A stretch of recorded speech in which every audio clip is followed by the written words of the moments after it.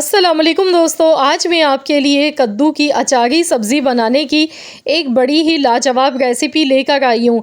आज मैं आप लोगों के साथ ऐसा तरीका शेयर करने लगी हूँ सब्ज़ी बनाने का कि जो लोग सब्ज़ी शौक़ से, जिन घरों में बच्चे या बड़े नहीं खाते हैं, अब आपको फरमाइश पर बनानी पड़ेगी। बहुत ही मज़े की लाजवाब ये सब्ज़ी बनके तैयार होती है। तो इसके लिए हमें करना क्या है, सबसे पहले हमने हस्ब ज़रूरत कुकिंग ऑयल लेना है। इसमें हम डालेंगे 1 टीस्पून ज़ीरा, हाफ़ टी स्पून राई दाना, 1/4 चम्मच कलौंजी है, 1/4 चम्मच मेथी दाना, 1 बड़ी इलायची, 3 से 4 अदद लौंग। तो इस तरीके से हमने ये सारे मसाले इसमें लेने हैं। अचारी हम बना रहे हैं फ्लेवर, तो इसीलिए अचारी मसाले इसमें जाएंगे थोड़े थोड़े से। इसके साथ ही प्याज हमने इसमें ऐड कर देनी है, एक छोटे साइज़ की बारीक कटी हुई प्याज डालेंगे। कड़ी पत्ता इसमें शामिल कर देंगे, 15 से 20 पत्ते कड़ी पत्ता के मैंने लिए। इससे बहुत ही ज़बरदस्त सी खुशबू आएगी सब्ज़ी में। सेम मेथड को फॉलो करते हुए आप भी बनाकर देखिएगा एक बार कद्दू की सब्ज़ी। यकीन मानिए ये सब्ज़ी इतनी लजीज, इतनी लाजवाब बनेगी कि आप खुद वाह वाह करने पर मजबूर हो जाएंगे। तो यहाँ पर मैं प्याज को गोल्डन कलर आने तक सबसे पहले अच्छी तरह से फ्राई कर लूँगी। प्याज का जब गोल्डन कलर आ जाएगा तब हम इसमें बाकी मसाले ऐड करेंगे। तो इस सब्ज़ी की ख़ास बात यह है कि इस सब्ज़ी को बनाते टाइम हम इसमें पानी का इस्तेमाल नहीं करेंगे, बग़ैर पानी के मैं इसे बनाकर तैयार करूँगी आज। अब इसमें मैं डाल रही हूँ 1 टीस्पून भर के पिसा हुआ लहसुन अदरक का पेस्ट।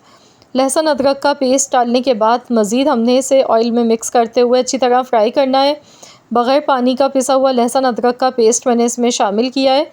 तो यहाँ पर बस इसे अच्छी तरह से हमने कुछ सेकंड्स तक फ्राई करना है। इसके बाद आधा चम्मच नमक, आधा चम्मच लाल मिर्च का पाउडर, 1/4 चम्मच हल्दी पाउडर, आधा चम्मच यहाँ पर धनिया पाउडर इसमें जाएगा।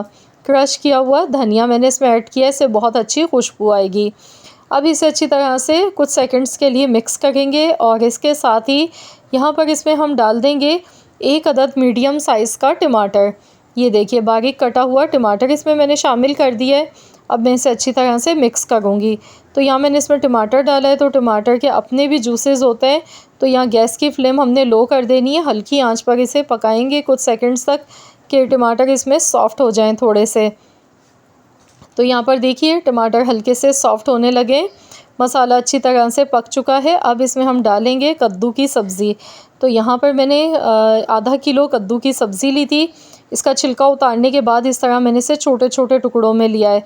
कासी फल यहाँ पर मैं इसमें डाल गई हूँ, इसे कासी फल भी कहते हैं, कद्दू की सब्ज़ी भी कहते हैं। तो आप लोग भी मुझे ज़रूर कमेंट्स में बताइएगा कि आपके यहाँ क्या कहा जाता है, किस नाम से पुकारा जाता है इस सब्ज़ी को। तो यहाँ मैंने इसमें कासी फल भी ऐड कर दिया है और ये बहुत ही फ़ायदेमंद सब्ज़ी है। मैदे जिगर में ठंडक पहुँचाती है, हेल्थ के लिए हमारी बहुत ही फ़ायदेमंद होती है।